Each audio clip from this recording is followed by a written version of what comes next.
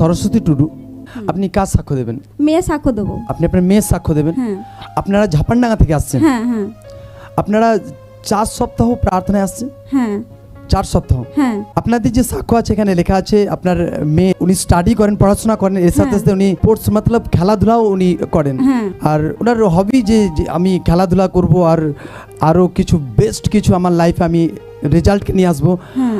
আর উনি কবাডি খেলায় যোগ্যতা কিছুতেই অর্জন করতে পারছিলেন না না। আর উনি চাইছিলেন যে আমি কবাডি খেলায় আমি বেস্ট হতে চাই, হ্যাঁ সেরা হতে চায়। হ্যাঁ। আর যখন উনি সেই সময়গুলো নিজে ট্রাই করছিলেন সেই সময় কিছুতে উনি পারছিলেন না। আপনি খুলে বলুন ডিটেলসে। আমার মেয়ে 4 বছর ধরে কিছুই পাচ্ছিলাম না, অনেক কিছু করেছি, জাদু না অনেক কিছু করেছি আমরা খেলাতে উত্তীর্ণ হওয়ার জন্য। হ্যাঁ উত্তীর্ণ হওয়ার জন্য। ও বলছে মা আমি নিজে হাতে তৈরি হতে চাইছি, আমি পারছি না কেন, তুমি কিছু করো। আমি যে কি করব, এই তো করছি, তুই মানে নিজের শক্তিটা রাখ না, মনের জোরটা রাখ, ঠিক হবে। বলছে না আমি পারছি না মা, আমি তো করতে চাইছি, এত চেষ্টা করছি, কিছুই তো পারছি না। কত বছর ধরে এরকম ট্রাই করে যাচ্ছিলেন? 4 বছর ধরে। 4 বছর ধরে? হ্যাঁ 4 বছর ধরে।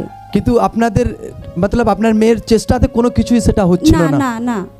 তো এটার জন্য কোনো কিছু আপনারা করাচ্ছিলেন? হ্যাঁ হ্যাঁ আপনি বলুন। সে 4 বছর ধরে তো অনেক কিছুই করা যেত, চেষ্টা করেছি, মেয়েকেও সাহস দিতাম যে মা ঠিক হবে, আমাদের সফল ঠিক হবে। সে হেরে এলে তো কেমন মন খারাপ হয়ে যায়, মন মেজাজ সব খাওয়া পাওয়া সব বন্ধ হয়ে যায়।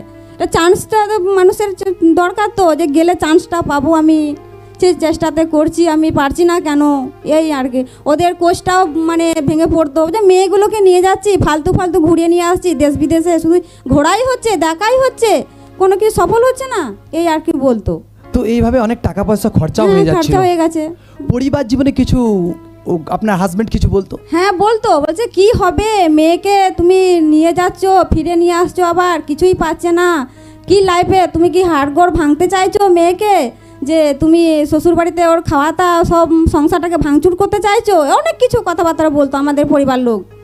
স্বামী তো বলতো। আপনার হাজবেন্ড বারণও করতো? হ্যাঁ বারণও করতো, টাকা পয়সা খরচা হতো না। তো উনি বলতেন যে আর কোনো দরকার নেই, না পড়াশোনাটাই করুক, খেলাধুলার কোনো দরকার নেই। আর এই কথাগুলো শুনে আপনার মেয়েরও মন ভেঙে যেত? হ্যাঁ। তো এইভাবে যখন লাইভ চলতে থাকে অনেক অর্থ ব্যয় হয়ে যায়, তো এইভাবে যখন চলতে থাকে হাল পুরো খারাপ হয়ে গেছে। হ্যাঁ খারাপ তো হবেই। কি ভাবছিলেন আপনারা? বলছি মেয়ে এতদিনও খেলাধুলা করছে, ও চেষ্টা করছে, আমিও সঙ্গে আছি, সঙ্গ দিচ্ছি, মেয়েকে চান্স পাবে না, মানে দুশ্চিন্তার মধ্যে আপনারা লাইভ কাটাচ্ছিলেন। এইভাবে লাইভ চলছিল। তো প্রার্থনার কথা কিভাবে জানতে পারেন? আমার দাদা বৌদিরা এখানে আসে, দাদা বৌদির কথাই শুনে এখানে এসেছে। যখন প্রথমবার প্রার্থনায় আসেন, প্রার্থনা এসে দেখেন যে লোকরা সাক্ষ্য দিচ্ছে, নানান প্রবলেম থেকে ফ্রি হচ্ছে, নানান বিষয়ে লোকরা সাকসেস হচ্ছে, তো সেই সাক্ষ্য শুনে আপনাদের জীবনে কেমন লাগছিল? আমি ঈশ্বরকে অনেক বলছি যে আমার মেয়ে যেন সেই জায়গায় পৌঁছে যায়, আমিও তোমাকে ধন্যবাদ দেবো। মতলব দুসরাদের সাক্ষ্য শুনে আপনাদের জীবনে বিশ্বাস বাড়ে।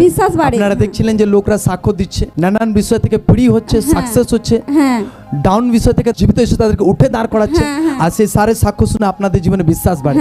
আর আপনি আপনার মেয়েকে বোঝাতে থাকেন, বলতে থাকেন যে টেনশন করবে না, তুমি জিতবি একটা টাইমে।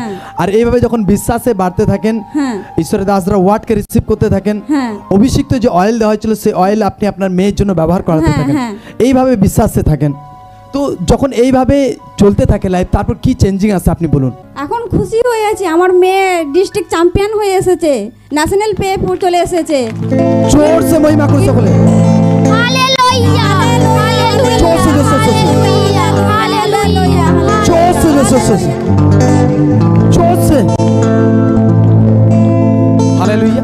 সকলে ধ্যান সহকারে শুনুন। ইনারা শুধুমাত্র 4 সপ্তাহ প্রার্থনায় আসছেন।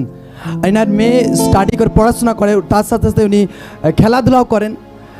4 বছর ধরে উনি ট্রাই করে যাচ্ছিলেন ন্যাশনাল লেভেলে যেন উনি কবাডি খেলায় যেন যোগ্যতাকে অর্জন করতে পারেন। আর উনি নিজের চেষ্টা করে যাচ্ছিলেন, কিন্তু সেই যোগ্যতা কিছুতেই অর্জন করতে পারছিলেন না। যখন ওনারা বারবার ট্রাই করছিলেন, কিছুতেই কিচ্ছু হচ্ছিল না, আর এইভাবে মন পুরো বারবার ভেঙে যাচ্ছিল। এইভাবে যখন চলতে থাকে, এনারা ওই বিষয় থেকে উত্তীর্ণ হওয়ার জন্য, ওই প্রবলেম থেকে বেরিয়ে হওয়ার জন্য ওনারা অনেক জাদুটোনা করিয়েছেন। ওনারা নিজেরা বলছেন যে অনেক জায়গায় আমরা জাদুটোনা করিয়েছি, টাকা খরচা হয়েছে, অনেক অর্থ ব্যয় হওয়ার সত্ত্বেও কিন্তু সেই বিষয় থেকে ওনারা ফ্রি হতে পারছিলেন না। আর পরিবার জীবনেও এনার হাজব্যান্ড, এনার মেয়ের এনাদেরকে কথা শোনাতো যে আর খেলাধুলার কোনো দরকার নেই, পড়াশোনাটাই করুক শুধুমাত্র, আর এইভাবে যখন আর হাজব্যান্ড এনাদের বলতে থাকে, এই কথাগুলো শুনে এনার মেয়ের মন ভেঙে যেত, এনারও মন ভেঙে যেত। এইভাবে লাইফ চলতে থাকে। এইভাবে যখন লাইফ চলতে থাকে, পড়াশোনা লাইফেও অনেক ডিস্টার্ব চলে আসে, আর পুরো নিরাশায় ছিলেন নারা। আর ইনি নিজে বলছেন যে ভাবছিলেন যে আমার মেয়ে কি এই বিষয় থেকে ফ্রি হতে পারবে না, এই যোগ্যতা কি সে অর্জন করতে পারবে না। এইভাবে যখন লাইফ চলতে থাকে, একটা টাইমে যখন নারা প্রভুর কথাকে জানতে পারেন, প্রার্থনায় আসছেন, প্রার্থনায় এসে লোকদের সাক্ষ্যকে দেখেন, লোকরা নানান প্রবলেম থেকে ফ্রি হচ্ছে, লোকরা যোগ্যতাকে অর্জন করছে। আর সেই সারে সাক্ষ্য শুনে এনাদের জীবনে বিশ্বাস বাড়ে। ইনি নিজে বলছেন যে সেই সাক্ষ্য শুনে এনার মেয়েকে বোঝাতে থাকেন যে তুমি একদিন ফার্স্ট হবে, ফ্রি হবে তুমিও। আর এইভাবে যখন চলতে থাকে, জীবিত ঈশ্বরের ওয়ার্ড নারা লাগাতার শুনতে থাকেন। জীবিত ঈশ্বরের ওয়ার্ড নাদেরকে টাচ করে। অভিষিক্ত যে অয়েল দেওয়া হয় নাদের, সে অয়েল ইনি নিজেও ব্যবহার করেন, এনার মেয়েও ব্যবহার করে। এইভাবে যখন লাইফ চলতে থাকে, জীবিত ঈশ্বরের বড় গ্রেস এনাদেরকে টাচ করে। আর যে প্রবলেম এনাদের মধ্যে ছিল, এনাদের ইচ্ছা ছিল যে ন্যাশনাল লেভেলে কবাডি খেলায় যেন ইনি উত্তীর্ণ হতে পারেন। আর জীবিত ঈশ্বর এনাদের জীবনে গ্রেসকে দেয়, রাস্তাকে ওপেন করে, আর পুরো রীতিসে ফ্রি করে। এনার মেয়ে পুরো সেই ন্যাশনাল লেভেলে কবাডি খেলায় চলে আসে, যোগ্যতাকে অর্জন করে, আর পুরো রীতিসে ফ্রি হয়। এখন এনারা প্রচুর খুশি আছেন। জোরসে মহিমা করি, জোরসে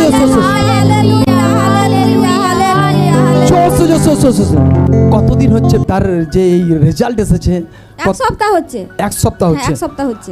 আগে যে বারবার ট্রাই করছিল, সেই সময় মনগুলো কেমন ছিল?